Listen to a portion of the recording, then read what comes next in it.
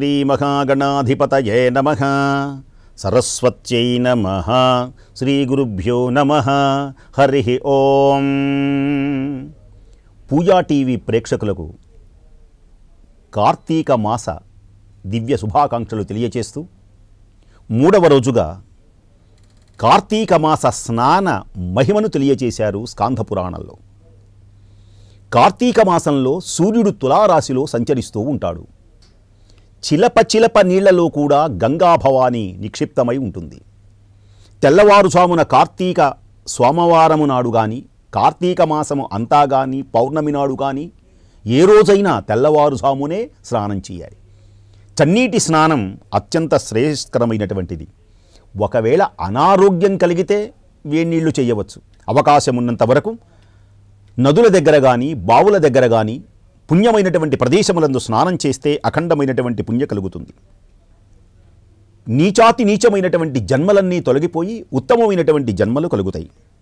కార్తీక పౌర్ణమి రోజునైనా సరే కనీసం స్నాన, దాన, జప, తపములు గనక చేసినట్లయితే భయంకరమైనటువంటి జన్మల నుండి మానవులు ఉద్ధరింపబడతారు. భరతఖండంలో దక్షిణ ప్రాంతంలో ఒక గ్రామంలో మహావిద్వాంసుడు ఒక ఆయన ఉన్నాడు. ఆయన తపశ్శాలి, జ్ఞానశాలి, సత్యవాక్య పరిపాలకుడైనటువంటి మహానుభావుడు. ఆయన తత్వనిష్ఠుడు అనేటువంటి బ్రాహ్మణుడు తీర్థయాత్రాసక్తుడై ఒకనాడు గోదావరి నది పరిసర ప్రాంతాలకు వెళ్ళి దివ్యమైనటువంటి ఆ గోదావరి నదిలో స్నానం చేశాడు. ఆ గోదావరి నది ఒడ్డున మహా వటవృక్షమున్నది. ఆ వటవృక్షము మీద భయంకరమైనటువంటి 3 బ్రహ్మరాక్షసులు ఉన్నారు. ఆ విషయం ఇతనికి తెలియదు.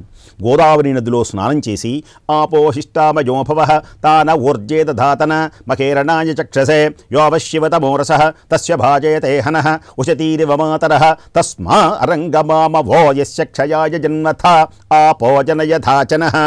ఓం మహామంత్రములను చల్లుకొని స్నానం చేసి వేదోక్తంగా ఎలా చేయవలనో చేసి ఆ వటవృక్షము కిందకి రాగానే భయంకరమైనటువంటి అరుపులు వినపడినాయి. ఓరీ బ్రాహ్మణుడా అని పెద్ద అరుపులు వినపడినాయి. వినపడగానే ఆశ్చర్యం కలిగినటువంటి ఆయన పైకి చూశాడు. భయంకరమైనటువంటి రాక్షసులను చూడగానే గడగడ వణికిపోయినాడు. నారాయణ స్తోత్రము చేశాడు. హే నారాయణ నారాయణ నారాయణ శాంతాకారం భుజగశయనం పద్మనాభం సురేశం విశ్వాకారం గగన సదృశం మేఘవర్ణం శుభాంగం లక్ష్మీకాంతం కమలనయనం యోగి హృద్యానగమ్యం వందే విష్ణుం భవభయహరం సర్వలోకైకనాథం. నారాయణ నారాయణ నారాయణ నీ దివ్యమైనటువంటి నామస్మరణతో భయములు తొలగించు స్వామి అని ప్రార్థించగానే, హే నారాయణ అనాథరక్షక, అలనాడు గజేంద్రుని కాపాడేవే, నన్ను కాపాడలేవా స్వామి? యౌవన్ని చేజనిల్చు జగమెవ్వని లోపల నుండు లీనమై యౌవని యందుడిందు పరమేశ్వరుడెవ్వడు, మూల కారణం బెవ్వడు, అనాది మధ్యలయుడెవ్వడు, సర్వము తానయైన వాడెవ్వడు, వాని ఆత్మభవు ఈశ్వరునే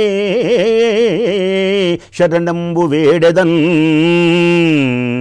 ప్రహ్లాదుని రక్షించావే తండ్రి, నన్ను రక్షించవా అంటూ ఉండగానే ఆ నారాయణ స్మరణ కార్తీక మాసంలో చేస్తున్నాడు కదా. గోదావరి నది తీరంలో ఆ దివ్యమైనటువంటి నారాయణ దివ్య స్మరణ తరంగాలు ఆ బ్రహ్మరాక్షసులకు చెవులకు సోకినాయి. బ్రహ్మరాక్ష మనస్తత్వం పోయింది. బ్రహ్మరాక్షస రూపం ఉన్నది కానీ మనస్తత్వం పోయి వెంటనే వాళ్లకు జ్ఞానోదయం కలిగి 3 రాక్షసులు ఆ బ్రాహ్మణుని పాదాల మీద పడి, హే మహానుభావ, దివ్య జ్ఞాననిధి, నీ నోట వెళ్ళినటువంటి శ్రీమన్నారాయణ స్తుతి మాకు జ్ఞానోదయాన్ని కలిగించింది.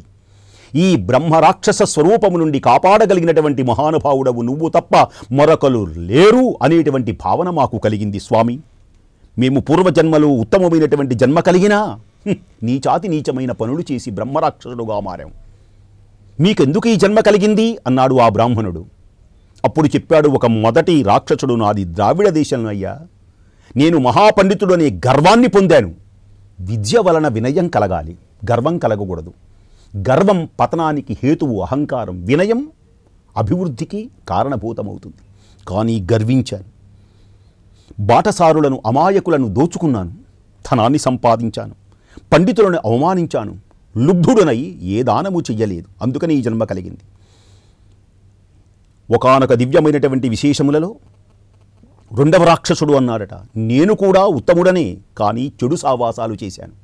తల్లిని తండ్రిని దూషించిన మహాపాపిని, దుష్ట స్నేహములు చేసినటువంటి దుర్మార్గుడను, తినకూడని పదార్థములు తిన్నాను, అనకూడని మాటలు అన్నాను. అందుచేతనే ఈ భయంకరమైనటువంటి రాక్షస జన్మ నాకు కలిగింది. ఇక మూడవ రాక్షసుడు అన్నాడు, నేను సంపన్నుడైనటువంటి బ్రాహ్మణుడనైనా స్నాన సంధ్యానుష్ఠానములు చేయక, మానవ జన్మ అనేటువంటిది ఏమిటో తెలియక ఒక నీచాతి నీచమైనటువంటి పనులు చేశాను. ఒక అర్చకుడుగా ఉండి స్నానము చేయకుండానే ఆలయంలోకి వెళ్ళేవాడిని. శుభ్రమైనటువంటి వస్త్రములు ధరింపనటువంటి వాడిని. భగవంతుని యందు విశ్వాసములు లేక, ధూపదీప నైవేద్యములు పెట్టక, నేను ఒక ఉంపుడు గత్తె చుట్టూ తిరిగి ఈ కామమే గొప్పది అని భావించి ధర్మాన్ని విస్మరించినటువంటి మహాపాపిని. కామక్రోధ లోభ మోహ మదమాశ్చర్యములన్నిటినీ తొలగించుకున్నటువంటి వాడే గొప్పవాడు కదా. కనుక కామం అనేటువంటిది ఎంతవరకు ఉండాలి? అది ధర్మకామం భార్య యందే ఉండాలి. కానీ సకలము తెలుసు, నేర్చుకున్నాను, కానీ ఆచరించాలి కదా. చెప్పవచ్చును కోటి, చేయలేరు ఒక్కటి, ధాతకైన వాని తాతకైన. చెప్పవచ్చును కోటి, చేయలేరు ఒక్కటి, ధాతకైన వాని తాతకైన. చెప్పుట సులభము, చేయుట కష్టం. కానీ నేను ఉత్తముడనై ఉత్తమమైనటువంటి కార్యములు చేయక నీచాతి నీచమైనటువంటి భయంకరమైనటువంటి పనులు చేసి ఈ భయంకరమైన ఈ బ్రహ్మరాక్షసుని యొక్క ఈ జన్మ ఎత్తాను అని ముగ్గురు వారి వారి జన్మల యొక్క స్థితులను తెలియచేశారు. అంటే దీనివల్ల మనం తెలుసుకొనవలసినటువంటిది ఏమిటి? నీచాతి నీచమైన పనులు చేసిన జంతువునాం నరజన్మ దుర్లభం, అన్ని జన్మలలో మానవ జన్మ గొప్పదని తెలిసిన జ్ఞానం అనేటువంటిది లేక ప్రవర్తించేటువంటి వ్యక్తి పతనం అయ్యేది తథ్యం.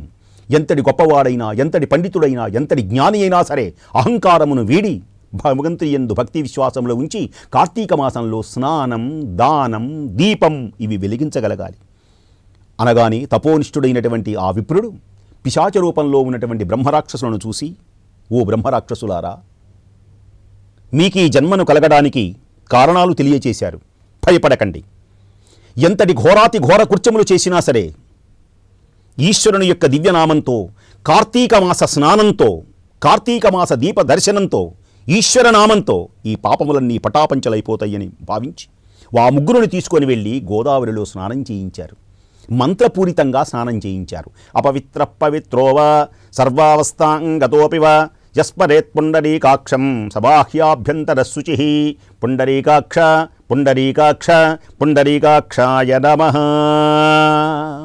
ఆ బ్రహ్మరాక్షసులకు తన యొక్క దివ్యమైనటువంటి పుణ్యఫలమును కార్తీక మాసంలో చేసినటువంటి ఆ దివ్య ఆరాధన అభిషేక ఫలమును దారబోయగానే ఆ భయంకరమైనటువంటి బ్రహ్మరాక్షసుల యొక్క రూపములు పోయి దివ్య తేజోమయమైనటువంటి బ్రాహ్మణ రూపములు కలిగినాయి.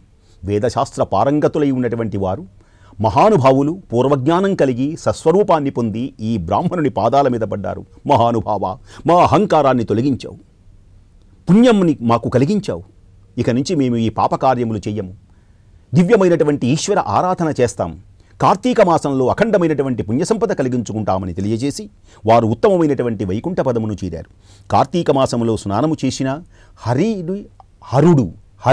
హరుడు సుప్తి చెందుతాడు. సకల అష్టైశ్వర్య భోగభాగ్యములు కలుగుతాయి. కనుక మానవులందరూ విష్ణుమూర్తిని, ఈశ్వరుని, తులసమ్మను అర్చన చేసి, దీపారాధనలు చేసి, స్నానములు చేసి తరింతురుగాక అని స్కాంద పురాణాంతర్గత వశిష్ఠ ప్రోక్త కార్తీక మాహాత్మ్యమునందలి 3వ అధ్యాయము తెలియచేశారు వశిష్ఠ యోగీంద్రుడు.